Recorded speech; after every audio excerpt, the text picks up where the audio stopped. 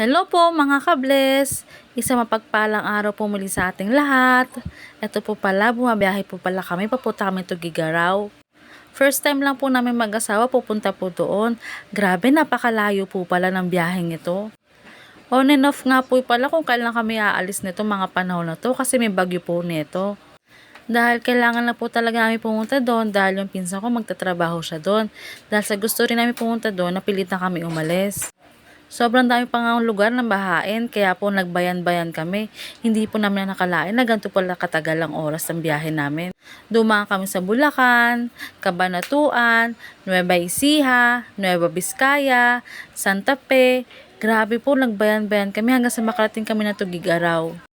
Alas 2 kami ng hapon umalis dito sa Pasay. Dumating kami doon, 1 o'clock na po na madaling araw. Pero okay lang po kasi panibagong memories po namin to mag-asawa. Panibagong bonding namin to. Ang sarap po kasi bumiyahe. Sa susunod na reels ko, susubukan ko ikwento sa inyo kung saan na kami nakapunta mag-asawa.